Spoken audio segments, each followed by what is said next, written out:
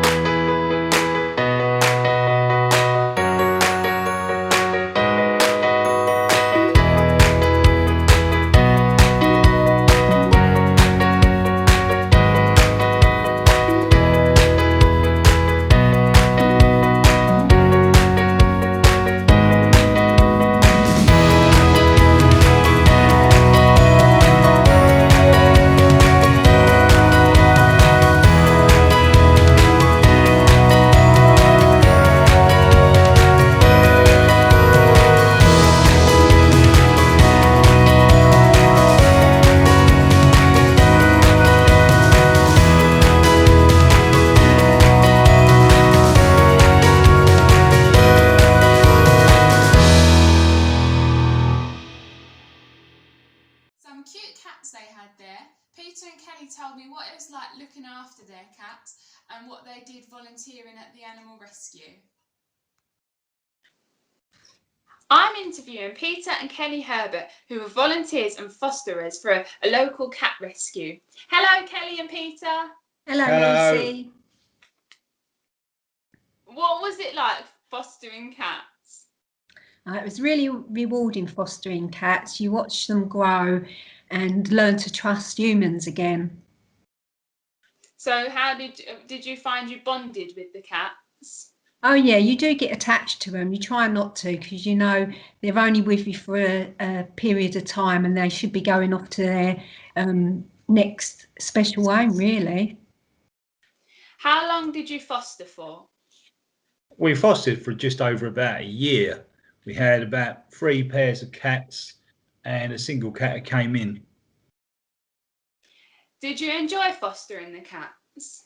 Yeah, it was rewarding. We watched them grow in confidence and start to trust people again. It was really rewarding. Was there any times that it was hard fostering the cats or that you didn't enjoy it? Not hard, but sometimes they were a little bit sort of scared and they wouldn't sort of come up to you. So it was a bit like worrying when they were like that. But yeah, they soon calmed down. What was the process of fostering cats? Well, I'd seen an advert on social media about fostering. I've never done it before, and I previously had my own cat 2 years before I decided to become a fosterer. So I contacted a local cat rescue that was looking for fosterers, and then the lady said she'd like to come round and do a home visit to check that my property was suitable to take in cats. And then I got the all clear and she said, yes, you could become one of our fosterers. You have got suitable space for the cats.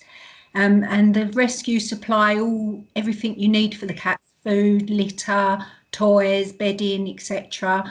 Also, any vet visits are covered by the charity, and any medication and flea treatment and worming treatment that the cats might need. So would you recommend fostering to someone who hasn't had a cat before?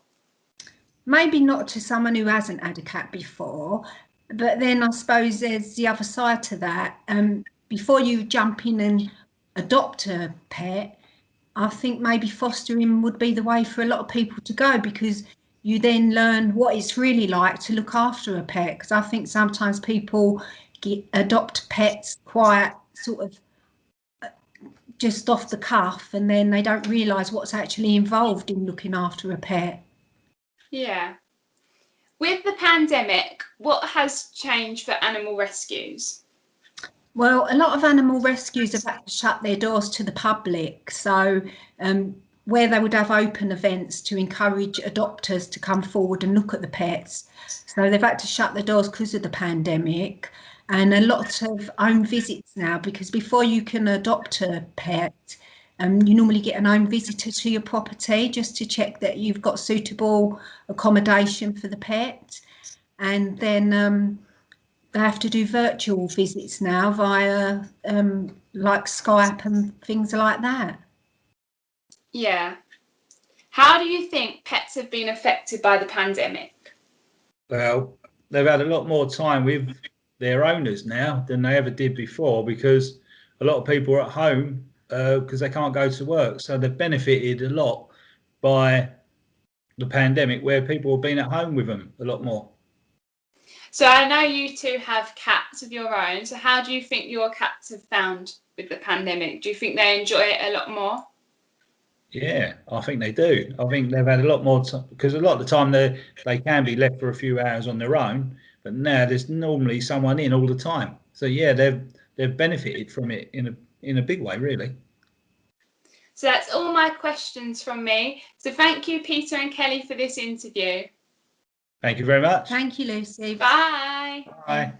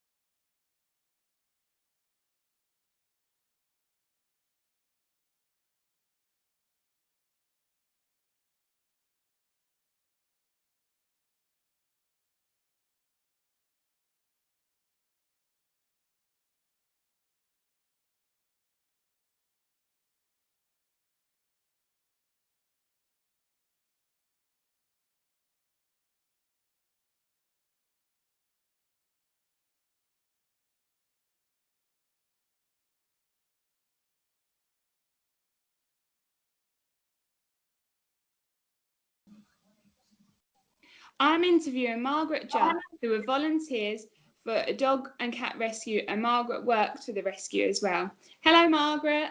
Hi, Lucy. So, what did your job at the rescue entail? Well, my job was a home visitor, and I would visit potential owners and check the facilities in the home and garden and give all advice and help, especially for first-time owners. And also we'll do after visits after, normally between a month and 6 weeks after the dogs go home. So, did you do any voluntary work other than your normal job? Yeah, I did work for voluntary work with Battersea also, which entailed walking the dogs, training the dogs, helping out in kennels and around the site. When needed, everybody would muck in really and just help out. Did you find it rewarding? Yeah, definitely a very rewarding job. Can be hard at times, but lots of happy times as well, but very fulfilling. I would highly recommend it to anyone. Have you ever adopted and fostered any animals? Yes, many times.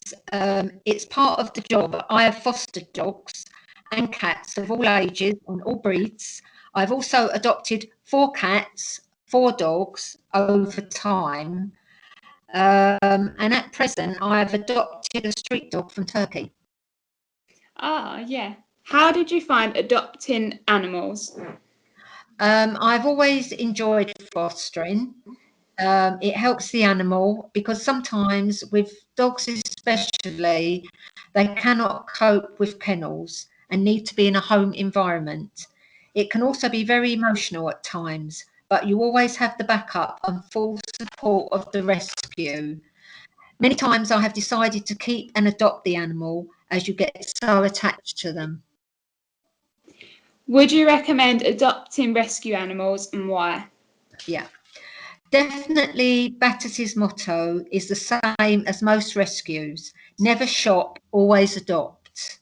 There are also many dogs born into rescue, all breeds and crossbreeds. Some dogs have bad starts in life. Most rescue centres' policy is to neuter, microchip, and give all advice and ongoing support to all new owners, as well as the health package and insurance. All animals need a second chance and to be in a loving home. I have been working in rescue for over 17 years, and I would highly recommend a rescue animal. They make great companions and will enrich your life. Yeah. So that's all my questions for me, Margaret. Thank you for doing this interview. Okay, that's all right, Lucy. Animal rescues have lots of animals that need a loving home. They need as much as a chance as any other animal. Before anybody can adopt the animal has to be fully health checked. So they get microchipped, vaccinated, treated for flea and worm, which when they're adopted will carry on for every month or every 3 months. And they're also made sure and this is all done before they can go to their new home. This is an advantage because you can be put at ease that your animal is fully healthy and shouldn't get any problems when you first get them. As Margaret looked after and adopted rescue animals, she showed me some great footage and photos of the animal.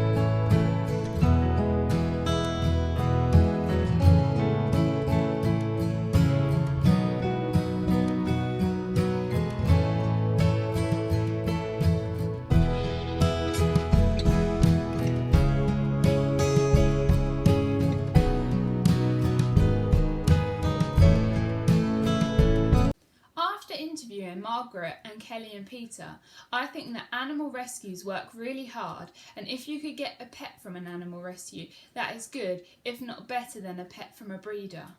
Rescue animals are normally given to the animal rescues because they're not loved and not wanted anymore. So if you could give a loving, caring home to one of these pets, that would be really nice for them because they need lots of love and attention. Animal rescues always make sure that the cats and dogs are healthy and up to date with their checks and vaccinations, so you can be put at ease that they are healthy when you adopt them. There is a lot of volunteers at animal rescues as well because there is so much to do that they could always do with the help, because you can foster the animals. There is also the advertising on social media of animals so they get adopted. There is also, especially for the dogs, is training the animal or training the dog, and there is also caring and feeding the animal and looking after them generally. If you are looking for a pet, consider a rescue animal, as they need you as much as you want them. This has been the day-to-day of animal rescues. Thank you for watching.